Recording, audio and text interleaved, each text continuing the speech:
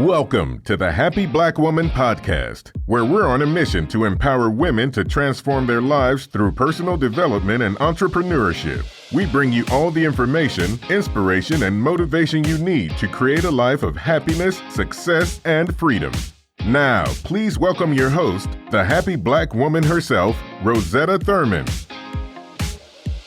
Hello, ladies. Welcome back to the Happy Black Woman Podcast. I'm your host, Rosetta Thurman, and today I have a super special guest with me. She has been around our Happy Black Woman campus and been a part of our tribe for years now, and she has just blown up with her Frugal Feminista brand, and she is here with us today to talk about how you can be happy, wealthy, and brave in 2017. So without further ado, let's welcome Kara. Thank you, Rosetta. I'm so happy to be here. So happy to have you. I know that we connected recently at our October event in DC. And so when we're putting together this series for the new year, your name came up as one of our potential guests. So I always like to tell everybody how I met my guest, how we came to be together. And so correct me if I'm wrong, but I think that your first encounter with us was through one of our courses, one of our Happy Black Woman courses. Is that right? Correct. The blogging school. Right. Yeah. The blogging school. I just love that with all the thousands of people who are in our tribe, that there are those of you that continue on and we stay in touch and we come to events and now you're on the podcast. So it's amazing. Yeah. Congratulations on all your success. And can you tell people a little bit, for those who don't know you yet, about the work that you do and just a little bit about how you got started through the blogging school too, so they can see how it all unfolded. Okay, great. Well, let me just first talk about the blogging school, how great it was, the structures, the lessons, the homework. My site, it was called Fabulous and Frugal back then. Right. It was just an idea about how to help women, Black women in particular, really take control of their finances. And it was really a reflection of the work that I had done independently, trying to get out of student loan debt, understanding my relationship with money, and just wanting to be a better manager of money because I didn't really understand the role that money could play in my life. I had just graduated from college. Mm-hmm. And then from there, the blogging school really helped me see that this could actually be lucrative. I was able to land some freelance writing with ebony.com. I soon after had a Huffington Post column, in addition to creating products and services where people would pay me to support them around getting decluttered around their finances and ultimately not just their finances, but their life in general, because sometimes what's going on with your money is often a reflection of what's going on with you. So that morphed into the Frugal Feminista, where I believe I'm fabulous, of course, but I think also I identify as a feminist, where the idea of that women should have equal access to all resources to live lives that they want.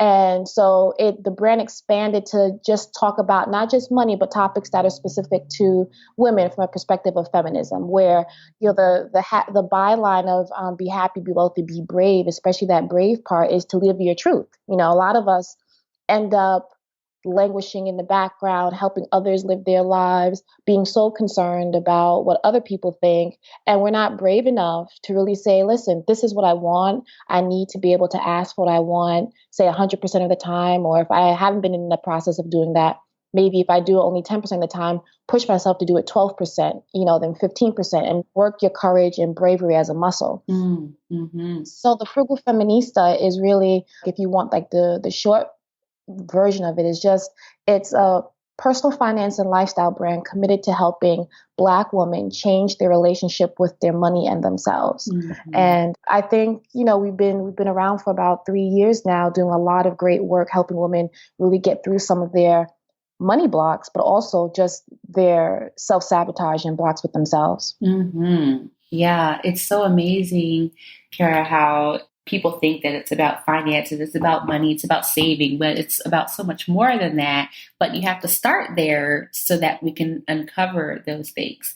So the Frugal Feminista is your brand now. And I love the way that Kara talked about how she started, because so many of the ladies in our tribe, they look at you and they feel like you got it together. You've always had it together and all of this. But here's a lesson that I want everyone to write down is that Kara started out sharing her experiences. And that's all we need to do if we want to inspire other people is to be open to sharing our experiences. And what I love about you, Kara, is that when I was reading some of your stuff before the interview, I was like, I had this image in my head of like you talking to me.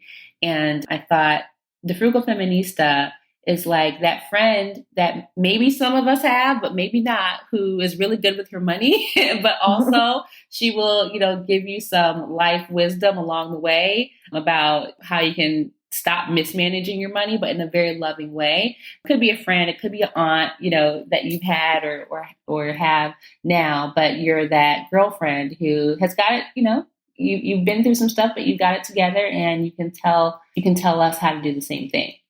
Yeah, I mean, I try, listen, it was through trial and error, you take the experiences that you have. And I think a lot of times I'm definitely an advocate of tough love, but tough love can also, in a way, be gentle, if you know what I mean. Like, I can live through my example, and you can never really tell people exactly what to do because their experiences are different from yours. But you can say, hey, here's what I've done. Maybe it can help with you. And from there may be some larger guiding principles to support them. But I definitely, the place of love comes from a place that I really love Black women. And I'm not afraid to say I love what money can do for me. And I think money and Black women get a bad rap in general. Like there's really bad marketing around both, like we don't have a real great understanding of, number one, our worth in terms of Black women in general. There tends to be like these stereotypes and misconceptions about who Black women are, and money too. There's a lot of people doing a lot of not so great things with money, but there are a lot of people doing so many wonderful things with money. And we need to have more of those stories being told. And I think that's where, the love comes from, because I think that when we do things with love, people tend to receive it well and are able to grow from that support. Definitely. I am curious about what was the moment in time where you realized that this could be a career for you? This could be a business for you. I mean, so many of us, we have that friend in our life and we, they give out financial advice freely, maybe they tell us how to, girl, you need to go here and get your credit report. And then you got to do this and that. And you could have just given out advice, like that, but you chose to make it a brand, you chose to make it a blog, and you chose to make it a business. Why? Well, I think that there was something, I'm not even sure if I read it someplace or maybe I've been on your site, I'm not even sure, but it was just that I think the site was a belief in myself, of number one being, I've always wanted to own something. My family is from Antigua and my grandfather was a pharmacist and he had his own pharmacy. My mom had a hustle in our living room called Mary's Place where she would sell clothes. I had a uncle that had a supermarket. So there's always this bit of entrepreneurial spirit in the family that I've always wanted to do. And I think also being Black in America, it's just my way of saying it's my contribution to showing that we can do it. I always want to be on the other side of the counter collecting the money. I always thought that was the best place to be. Like I would see, like I'm from a Black community and I will always see going to a hair care store, the owners aren't Black. And I would feel so upset not to knock their hustle, passing over my money when I want to be on the other side receiving the money for a service, So the creation of the Frugal Feminista was more of, I think that there needs to be more Black female businesses, number one, that provide quality services for the community. And number two, it was just that I felt that if I'm doing these things, I should be compensated for them because I had to go to school, I had student loans. So it was just also a form of self-love to ask for payment for what I'm good at, if you know what I mean. So I felt that it was my right to be compensated for the resources that I provided. And I realized that also one email that I got from one of my readers who worked in an agency, like a PR agency, Walmart was interested in working with me. And I was like, oh, snaps. Like there are people that are actually watching. So if you want like a particular moment, I got an email from Walmart and, there are lots of issues around Walmart, but in particular, they wanted to work with me as a blogger to support their fresh food campaign. And so I was like, wow, there's really something in here. And from there, it just kind of continued with reaching out to other brands that I had more alignment with and really seeing that they were interested in my message and also my community. Mm-hmm. Yeah. I love hearing about those moments because they're important to have people see what's possible once you put yourself out there. You couldn't have had that moment if you hadn't put yourself out there at all.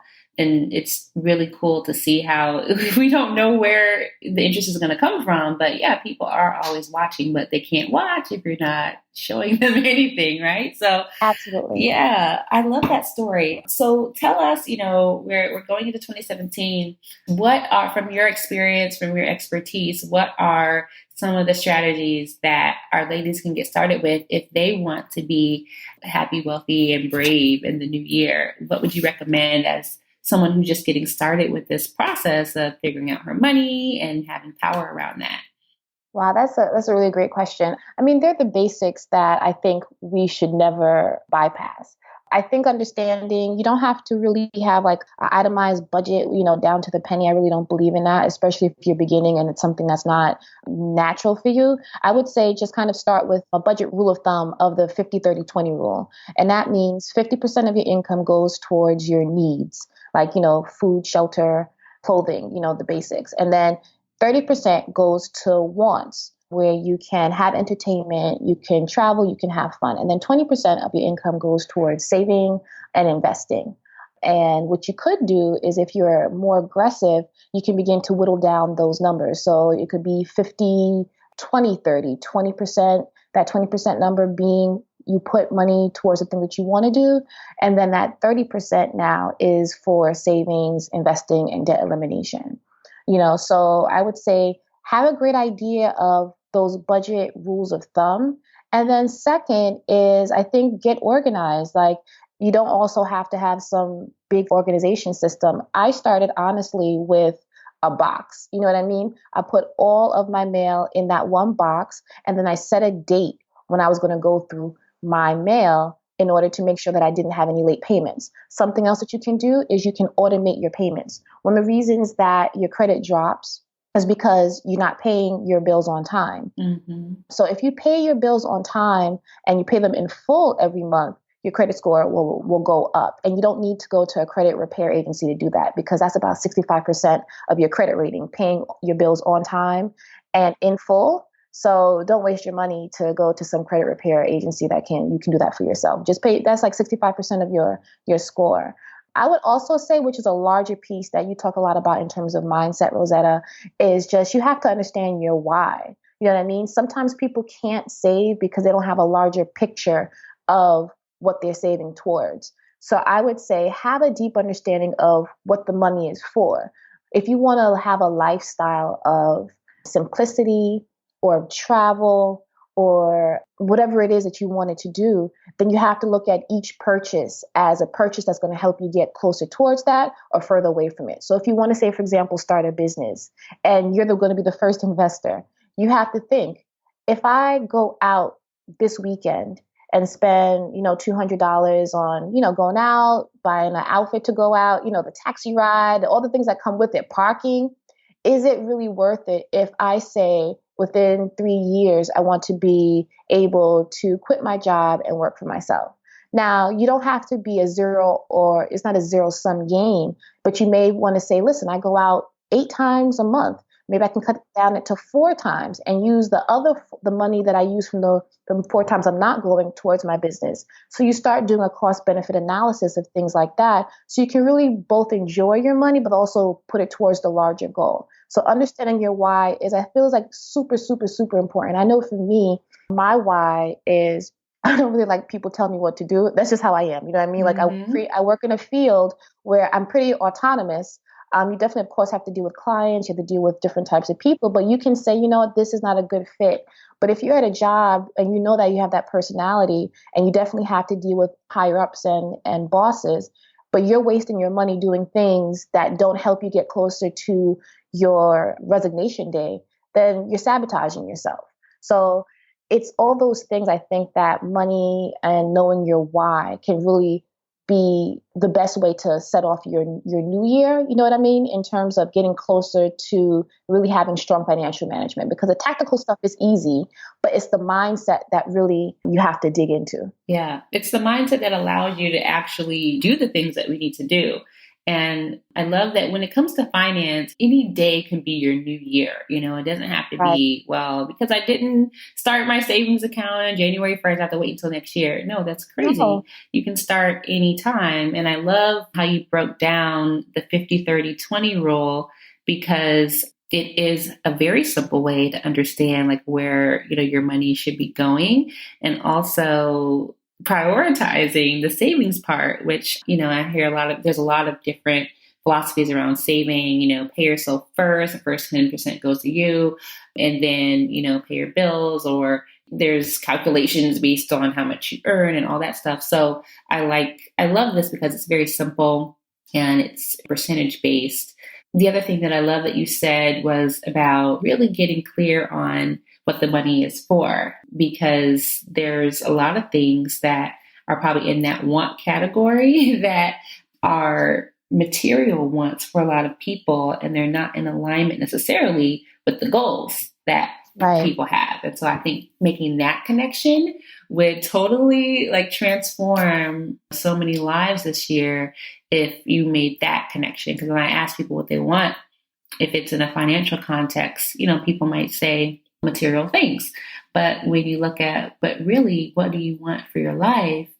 Other pieces start to open up. So in your journey, did you notice, I mean, as you started this process, you're probably like, okay, I got to do a budget and I want to, you know, pay down my debt. And you pay down a lot of student loan debt. But what came up for you mindset wise that you had to look at and transform as you were going through this process yourself? Oh my God. You know what?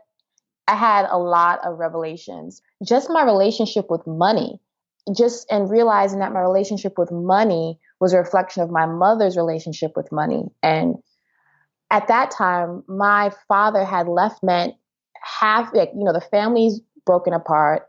And then my mom became sole breadwinner in one fell swoop, right? And she was never, ever really able to recover, you know, to this day, even though they're not divorced on paper, but they've been separated for like nearly 30 years.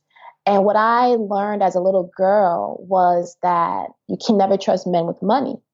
I learned that. I learned that money is hard to come by, you know, don't lend money to family. So I had a lot of great things in terms of the entrepreneurial piece, but in terms of having this fear that there was never enough, like a scarcity mindset, I had to really, really grapple with that. And it was really until I started really digging deep and separating my money story from my mother's money story was I able to begin to say, hey, you know, there's more than enough. Like, I'm educated, I can make money, like I can create money. I just don't have to save everything to the point where I'm depriving myself. I have the skills, the abilities, the communication skills to be able to bring money to me without working as hard as I think I used to think I had to. So working through just my money why, I really learned that in relationships, you need to trust your partner with money, because that could actually be the demise of a relationship. And I think also just realizing that you at any point in your life have to decide, whose money story are you retelling? Is it yours, or is it the ones of your parents or the people around you when you were growing up? And I think third, my money story changed when I realized that after getting out of debt, there was a new world, you know, like my goal was to get out of debt.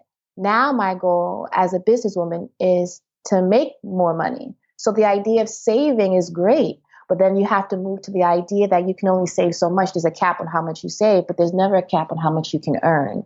So all those journeys wouldn't have happened if I never got first to figuring out where my money was, you know, and organizing it, and then really sitting with myself and not being afraid to have those very uncomfortable thoughts about money and people. Because if money were really just a neutral thing, which it really should be, you wouldn't be having that many issues. But it's always so charged with our previous experiences with people and their relationships with their money. Yeah. Yeah, there's so much involved in the conversation about Black women and money. So I'm so glad that you're open about sharing what you went through to get there, because a lot of people think that it's just about, setting up a budget or, getting organized and doing automated payments. Those are all things that we all need to do. That was one of the first things that I did to try to start getting my credit up there, even though it's not as an entrepreneur, I'm like, okay, yeah, all those things that I thought about when I was an employee are not the same things I think about now. I am definitely more about creating wealth and trying to save everything. But when I first started getting out of credit card debt after college and realizing that it wasn't a good idea to pay my rent, with credit cards, right. All that stuff. These are the basic things that I had to do. But over time, you do want to get to that point where you're at a different level. But so many people, what it seems like, Kara, and you can tell me if you see this in your work, is that a lot of Black women, when we get to the point of trying to figure out the first step, like the first process, where our money is, what's going on with it, we bump up against those emotional minefields, and then we get stuck in the mire of it all.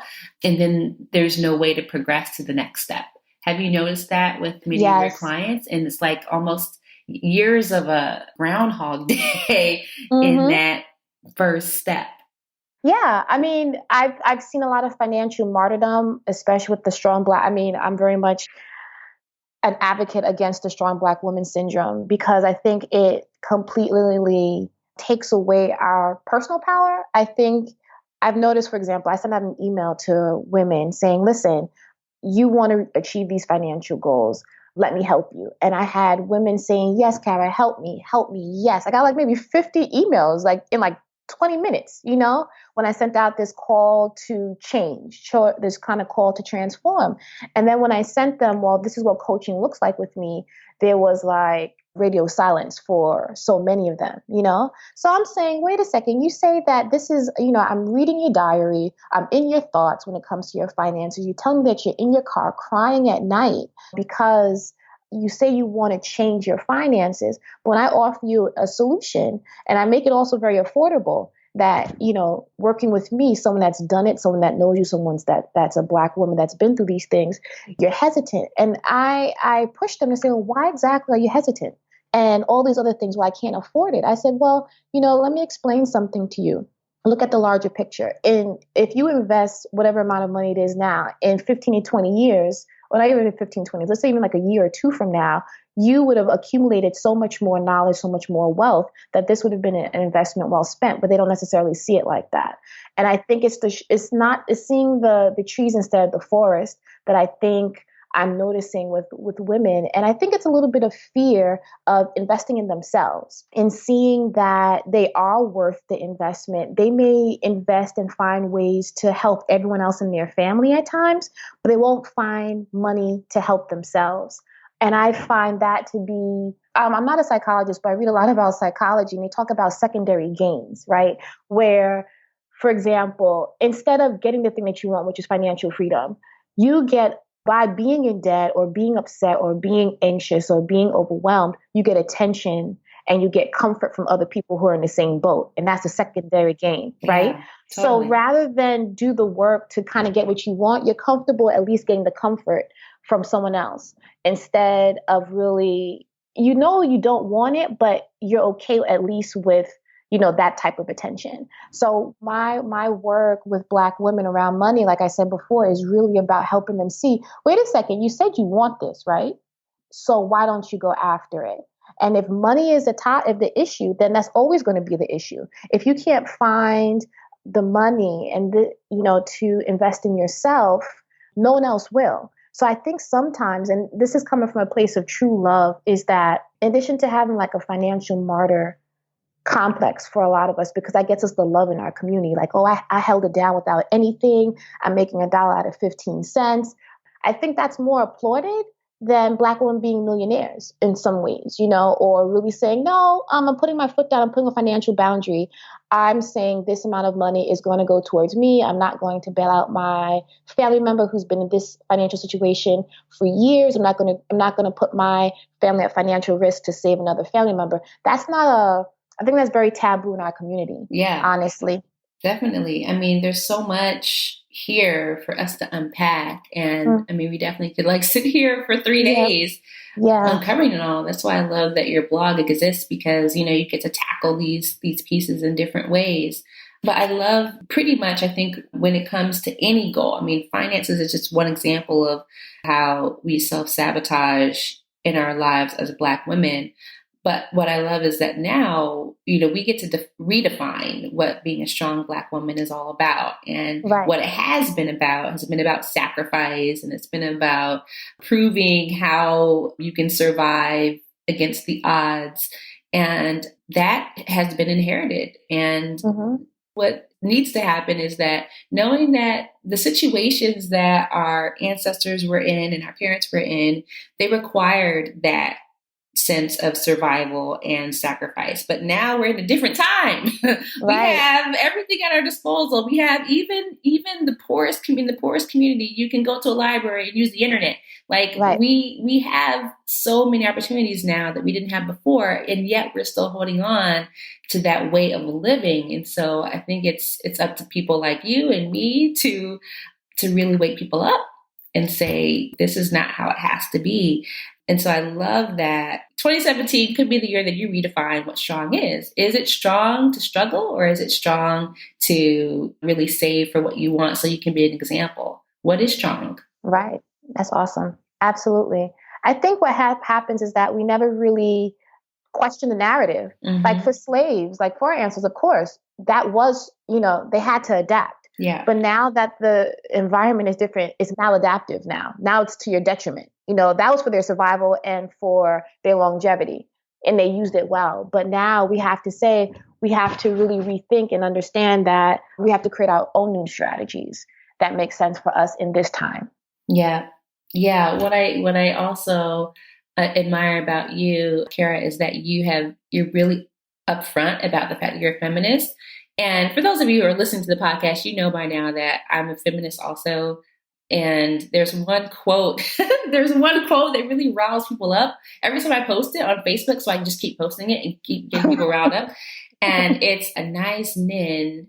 And it says how wrong it is for a woman to expect the man to build the world she wants instead of creating it for herself, or something like that. How wrong it is for a woman to expect a man to build the world that she wants. And people get so mad about that, being Black women, because we have been taught that we are supposed to wait for the man to build our world and marry someone with wealth. And that was, you know, how I grew up. I was taught to do that. Yes, go to school, get good grades, go to college. But really, that's all secondary to when you find that man. And he better have a good job, you know, so he can buy you nice things. And me being a young girl, I guess I was always, you know, had these feminist ideals. I would say, well, wait a minute. Why would I want to wait for that and depend on that? Why don't I just, you know, buy myself a nice car? Why don't I just buy myself a big house? And you know, if he's good, maybe he can move in, you know, to my house. If he acts right, you know, he can ride in my car, you know. But that's not how, you know, we're taught to think. And people get so mad about it because it's like, well, then what's the man, you know, that's what a man's supposed to do. And I'm like, no, there are a lot of other things that men can do if we allow them. So how do people, I mean, for Black women, the feminist piece, we almost see it as a negative. How could we turn that around in 2017 and be, you know, make it a positive? Well, I mean, there's so many different types of feminisms, you know, plural, you know, and I think that you get in where you fit in. You could have this like Sandberg, you know, the corporate feminist, you know, the women woman, right? That says, you know, get to the top of your corporate ladder. Then there's like Beyonce, and then a lot of us love Beyonce, and her form of feminism is very much in relation to love, family, things like that, being fierce and stuff like that. Then you have Bell Hooks on the other hand, who is very like, you know, the mama of feminism, you know, kind of like more streamlined. I think that each woman has her own form of feminism. And I think the best way to, I guess, make feminism more palatable is to ask women, well, I guess, what's your beef with it? Do you know what I mean? Like, what would you want your daughter or even yourself to have? And being feminist isn't being anti-man. I think that needs to be also said too. Like, I'm married, you know what I mean? Like, and my husband's not going anywhere. He loves me, you know what I mean? And we have lots of conversations around, and actually the idea that maybe feminism can improve your relationship, because everything that's the demise of a relationship. Like when you're a feminist, it's a lot less pressure, especially if you believe in having your own purse and, realizing that a man is not a financial plan. He's not an ATM. I know. Thank you. Don't try and knock him off to get insurance, watch Snap. You know what I mean? Jeez. Like when you begin to realize that life can be a lot easier with your spouse, because you have more resources. Exactly. It makes life really sweet, you know? Just God forbid your husband passes away or you get a divorce. Or he loses his job, Job, right. You'll be able to rebuild. It won't be a catastrophe. It'll be an inconvenience, but it won't be a catastrophe. Right. So I think those are like my big points for, pro-feminism. Is just like, it makes your life better. You know what I mean? In terms of relationships and in terms of your money. So just rethink it and just see where you, get in where you fit in, and like actually read some books around it that speak to your idea of, what you think a man and a woman should do. But yeah, I think the journey towards it is a very individual one, but you probably find that you have to unpack some of those ideas that you have about traditional gender roles and where you got them from, and if you really do believe them, and to what extent you do, and also to what extent have you seen success with them. Ask the women who believe, like, who you think are traditional women, and say, well, do you like it? You know what I'm saying? Like, do you like what's happening in your relationship? And then you may find that they may not be as picturesque as you think. Right. Or, just really looking at how have those beliefs played out in your life and with your money, because I love that we opened up this piece, because now you guys will be thinking about it when it comes to your money, because there's so many things. I know women who they delay buying a house or a car or anything because they're waiting to get married. It's like, well, what if my husband doesn't like living here? Well, then you'll get a new house. Get right with them. You don't want to delay your financial success because you're waiting on a husband who may or may not. I hope that he comes, but you can't like live your life based on that. So there's so much to unpack there. So I'm glad that you brought that into the conversation, because it's not usually a part of it. So I'm curious, because you mentioned books, and I always want people to share what books inspire them in the journey. So are there any, I'm going to challenge you and have you say one book. What's the one book that has inspired you the most around building wealth, whether it's, a mindset book or a finance book? What would be the number one book that you could recommend to our tribe? Oh, one. Okay. Well, okay. One that really, really just helped me change, just like, wow, because that kind of governs how I live in a way, is The Millionaire Next Door. I forgot the author's name, but it just really showed that, like, they talk about penta and deca millionaires, like 5 million, 10 million and above, are the people that live next door to you. And I want to be one of those people that, I go to my little supermarket, you may not see me for a couple of weeks because I'm going to Antigua to see family, or I'm going to Tobago to see family, but you'll never know, because it's not about ostentatious living. It's about living the life that you want, designing the life that you want, and then having the money to do it. So really understanding that with money comes freedom, not one-upping in hierarchy and status. I mean, that's what some people think, but they tend not to have a lot of money because it takes a lot of money to spend. A lot, right? Right, exactly. But for me, that book was really just like, wow, the people that sell really not so sexy things like forks, do you know what I mean? Or are exterminators. And even in our age, the women who, like, say you go to the Frugal Feminista, I'm not really about fabulous living per se, but the people that don't really flaunt their assets, so to speak, are the ones that really have a lot, and are willing to just live their lives, have their private corner in the world, and be happy, honestly. So I think that book really showed me that, number one, it's done. It's not Kim Kardashian. It's not Kanye. It's not even Beyonce, because they're entertainers. You know what I mean? But they're people just in their pickup trucks, in their flannel shirts, or in their, cute little dresses from H&M or whatever, living their life. And you would never know. And I think that that's been such a guiding principle in my life. Not frugality, not being, because I don't think frugality is cheap. You know what I mean? Cheap is just like, you want everything for free. But frugality in a sense of like, I'm going to align my values with my spending. And so I'll spend a lot on things that I really, really love, but then really be merciless and like, I don't need that in my life with things that really don't matter. It's a great recommendation. Thank you for that. So I know that we opened up a lot of threads here in our conversation, and I know that everyone's going to want to stay in touch with you, Kara. So can you tell us what's the best way to connect with you? Sure. You can always go to the site, The Frugal Feminista, and, browse the categories and get lots of information on money mindset, all the things we talked about, credit, and just, even like the ideas of what a strong Black woman is. And also you can find me on Twitter. My handle is Frugal Feminista. I'm also on Instagram, but not as much. Same handle, Frugal Feminista. And I'm on Facebook with The Frugal Feminista. Cool. And is there any place we can go to get more resources from you? Absolutely, Rosetta. Thank you for asking. So on the site, we talk about, getting your financial life in order. I have a free gift for you called the 5-Day Financial Reset Plan, where you get to go really deep on your relationship with money. You get a debt management plan, and there are a couple extra goodies in there that I don't want to tell you. It's a surprise. So you have to go to my site, go to the footer, the header. There's all these places to sign up for that free resource. All you have to do is give me your email address and it will be delivered to your inbox right immediately. Cool. And we will put those links in the show notes. You guys can always go to happyblackwoman.com/podcast and see all of our show notes. And so you can get the link to Kara's book recommendations and her site as well. Well, thank you so much for taking the time to be here, Kara. It's been a pleasure.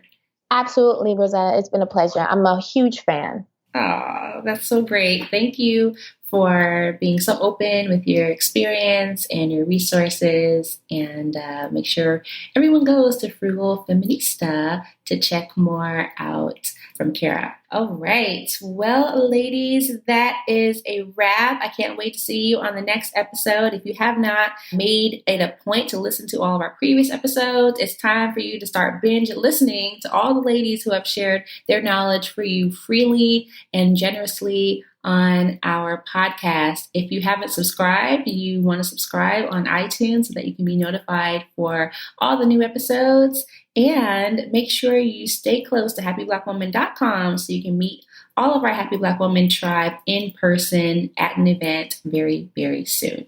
All right, ladies, until next time, have a beautiful day. Bye-bye. Thank you for joining us on the Happy Black Woman podcast. If you want all the show's notes from today's episode, go to happyblackwomanpodcast.com. Plus, we'll send you a copy of Rosetta's free life mapping workbook. We look forward to empowering you next time. And until then, do something this week that makes you happy.